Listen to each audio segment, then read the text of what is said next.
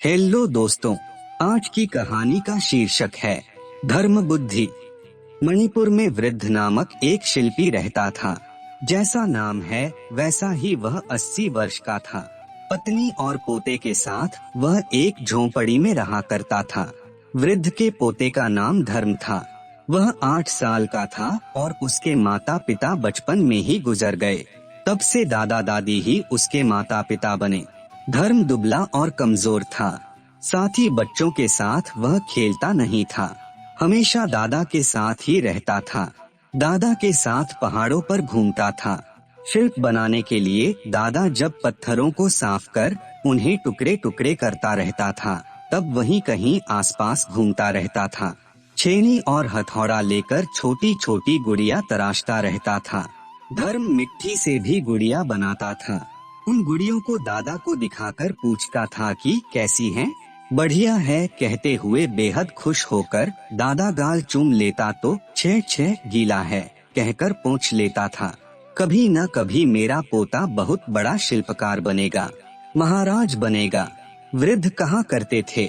उसकी पत्नी वैसी बातों को सुनकर आश्चर्यचकित होती थी और यूँ पूछती थी, बड़ा शिल्पकार बनेगा कह रहे हो? ठीक ही है, जाति के पेशे होने से तो बनेगा, यह कोई आश्चर्य की बात नहीं। लेकिन बताओ महाराज कैसे बनेगा? समय साथ देने से बनेगा, वृद्ध कहा करता था। तब भी यह महाराज मेरे गोद में ही लेटेगा कहकर दादी दूर पर लेटे हुए धर्म को पास में लेकर हंसती थी। उसे सुलाने के लिए गीत गाती और कहानियाँ सुनाती थी। धर्म कहानियाँ सुनते समय कई सुंदर दृश्यों की कल्पना करता था। उन दृश्यों को शिल्पों के रूप में तराशना चाहता था। वह सुबह दादा के साथ पहाड़ों पर पहुंचता था और उसी काम पर लग जाता था। क्षण मात्र के लिए भी विश्राम नहीं लेता था। झटपट गुड़ियों को तराशकर दादा को दिखाता था। वे शाबाश बोलते थे। भुवनेश मणिपुरम का शासक राजा था। उसकी एक इकलौती बेटी थी जिसका नाम बुद्धि था। वह 6 साल की लड़की थी। राजा हर साल बुद्धि के जन्मदिन के संदर्भ में दावत देता था। पिछले 5 सालों से बड़े पैमाने पर प्रीत भोज चल रहा था। उस प्रीत भोज के लिए मंत्री एवं सामंत राजाओं को न्योता देकर आनंदित होना राजा की आदत थी। इस बार भी राजा ने प्रीति भोज का आयोजन किया। बुद्धि के जन्मदिन को वह त्योहार जैसा मना रहा था। रसोइयों को सहयोग देने के लिए पिछले 5 सालों से वृद्ध भी राजभवन हो आ रहे थे। वृद्ध ने मात्र शिल्पी के रूप में ही नहीं, रसोइया के रूप में भी नाम कमाया था। थोड़ा बहुत कमाने के लिए रसोई का काम भी अपना रखा था। शरीर सहयोग न देने पर भी पत्नी और पोते के पोषण के लिए प्रयास कर रहा था। पोते के साथ वृद्ध राजभवन में पहुंचा था। धर्म रसोई में सहयोग तो नहीं दे सकता, लेकिन थाली साफ करना, बर्तन मांजना, काटे गई सब्जियों को रसोइया को देना, पकाए गए पकवानों को ढंग से मेज पर रखना आदि छोटे मोटे काम कर देगा। यह सोचकर वृद्ध उसे अपने साथ में ले आया। धर्म ढंग से काम करता था। खाना पकाया गया। चौपाल की मेज पर धर्म थालियां ढंग से रख रहा था। मेज इस छोर से उस छोर तक थी। एक एक थाली को ढंग से मेज पर रखते समय धर्म ने एक गुड़ियों को देखा। वह एक पुरानी बाघ की गुड़िया थी। उस गुड़िया का एक दांत टूटा हुआ था। उसे अच्छा नहीं लगा। दाढ़ टूटा हुआ बाघ बिल्ली के बराबर है, ये सोचकर धर्म हंस पड़ा। राजकुमारी बुद्धि ने हंस रहे धर्म को देखा। क्यों हंस रहे हो? बुद्धि ने पूछा। उत्तर देने के पहले धर्म ने बुद्धि को आंखें फाड़ फाड़ कर देखा। मन ही मन सोचा कि राजकुमारी गुड़िया की जैसी सुंदर है। आपके बाघ की गुड़िया बिल्कुल ठीक नहीं है। धर्म ने कहा। अच्छी नहीं है तो यहाँ क्यों? निकाल कर फेंक देंगे, बुद्धि ने कहा। मेज पर की गुड़िया को खींचने का प्रयास किया। वृद्ध ने उसे देखा। उसे मना करते हुए वृद्ध भी दौड़ते हुए वहाँ पहुँच गया। सबके मनाने पर भी बुद्धि नहीं मानी। एक और बुद्धि उस गुड़िया को नीचे खींचने का प्रयास कर रही है, तो दूसरी ओर धर्म उस गुड़िया को मजबूत रूप से पकड़ने का प्रयास कर रहा था ताकि वह गुड़िया नीचे न गिरे। उसकी पकड़ ढीली हो गई। बुद्धि का बल अधिक था।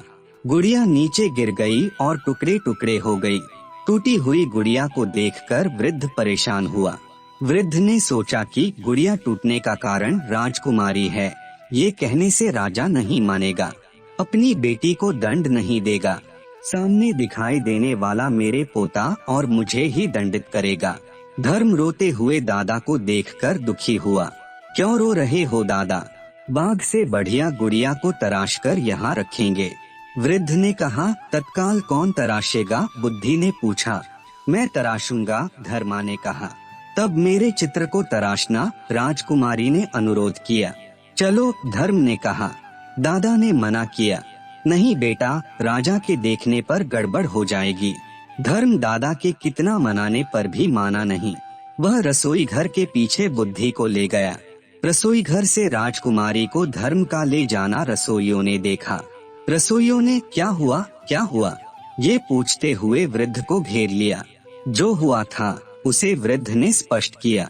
राजकुमारी की प्रतिमा तत्काल धर्म तराश सकता है क्या? असंभव, सभी ने कहा। तुम तराशोगे तो अच्छा रहेगा। सोचो, उधर सभी प्रीतिभोज के लिए सन्नद्ध हो रहे हैं। राजा के आने के समय में वहाँ कोई गुड़िया नहीं होने से प्राण संकट की स्थिति होगी। वृद्ध को सभी ने चेताया। धर्म तराशेगा या नहीं तराश सकेगा मैं नहीं कह सकता, लेकिन मैं तत्काल किसी भी प्रकार की गुड़िया को तराश नहीं सकता हूँ। मेरे हाथ पैर नहीं चल रहे हैं, कांपते हुए वृद्ध ने कहा। उसने दीवार से सटकर आंखें मूंद लीं। रसोई घर के पीछे टूटा हुआ एक संगमरमर का स्तंभ 2 टुकड़ों में पड़ा हुआ। धर्म ने उसमें से एक टुकड़ा लिया, उसे सामने खड़ा कर दिया। पेड़ की छाव में बैठने के लिए बुद्धि से कहा। बुद्धि को देखते हुए तेजी से शिल्प तराशने लगा। विशाल ललाट, बड़ी बड़ी आँखें, कली जैसी नाक, लाल रंग के छोटे होंठ, गोल चंद्रबिंब सा बुद्धि का मुख था। ठीक वैसे ही मुख को धर्मा को तराशते समय वृद्ध सहित सभी रसोइये एकटक देखने लगे। बुद्धि का सुंदर शिल्प आधे घंटे में तैयार हो गया। सभी ने कहा कि बिल्कुल बुद्धि जैसा ही है। उस लड़की की दुपट्टे की सिलवटें भी धर्मा ने बखूबी तराशी थीं। काफी बढ़िया है। वह अपनी प्रतिमा को स्वयं देखकर फूली न समाई, उसे चूम लिया। इतने में सखियों उसे ढूंढते हुए वहां पहुंचने पर उनके साथ अपने को अलंकृत करने के लिए ले गईं। चौखटे की मेज पर पहले जो प्रतिमा थी वहीं पर सावधानी से बुद्धि की प्रतिमा रखी गई। दावत का इंतजाम पूरा हुआ। मंत्री एवं सामंतों के साथ भुवनेश भी वहां पहुंच गया। मेज पर की प्रतिमा को उसके साथ सभी ने देखा। खूब अच्छा है, खूब अच्छा है, ये कहकर सभी सराहने लगे। सचमुच राजकुमारी के बैठने के जैसा है। दुपट्टे की सिलवटें भी तराशना अद्भुत है। सभी ने कहा। इस प्रतिमा को किसने तराशा, कब तराशा, पूछ लिया। जान लिया कि वृद्ध के पोते ने तराशा था। उन दोनों को प्रवेश कराओ, भुवनेश ने आज्ञा जारी की। धर्म कांप रहे दादा के साथ राजा के पास पहुंच गया। तुम्हारा नाम? राजा ने पूछा। धर्म, तुम ही हो जिसने इस प्रतिमा को तराशा? जी महाराज। इतने छुटपन में ही तुम इतनी महान विद्या को सीख गए। आपके गुरु कौन हैं? भुवनेश ने पूछा। यही हैं, मेरे दादा। अपने दादा के पास ही प्रतिमाओं को कैसे तराशना है सीख लिया। मुझसे भी बढ़कर मेरे दादा और अच्छी तरह प्रतिमाओं को तराशते हैं, महाराज, धर्मा ने कहा। नहीं, धर्म ही अच्छी तरह तराशता है। पिता के पास आकर हाथ पकड़कर खड़ी हुई बुद्धि ने कहा और धर्मा को देखकर हंसी। जन्मदिन के संदर्भ में राजकुमारी को अद्भुत उपहार दिया। क्या तुम जानते हो इसके प्रतिफल में मैं तुम्हें क्या उपहार देने जा रहा हूँ? भुवनेश ने पूछा। सभी उत्कंठा से देख रहे थे कि महाराज क्या देने जा रहा है।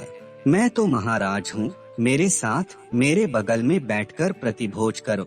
यही है आज तुझे जो उपहार देना चाहता हूँ। बढ़िया उपहार है, भूल न सकने वाला उपहार। यूँ कहते हुए मंत्री एवं सामंत लोग तालियां बजाने लगे। प्रतिभोज करने के लिए सभी मेज के चारों ओर बैठे थे। इस तरफ धर्म, उस तरफ बुद्धि, बीच में महाराज। तीनों सुंदर दिखे थे। सुंदर दृश्य था।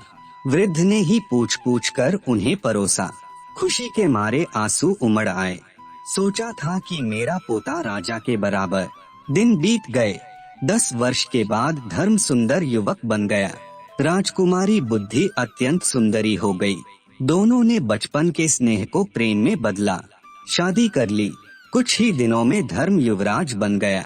वृद्ध ने अपनी पत्नी से कहा, मैंने कहा था न, भाग्य चमके तो मेरा पोता राजा बनेगा। हाँ, बन तो गया। लग रहा था कि तुम्हारी ही नजर लगेगी। यूं कहकर ऐसा कोई दिन नहीं बचा धर्म की दादी ने नजर नहीं उतारी। दिन फूल जैसे विकसित होकर पूर्णिमा जैसे गुजर रहे हैं। आपको ये कहानी कैसी लगी नीचे कमेंट करके हमें जरूर बताइएगा।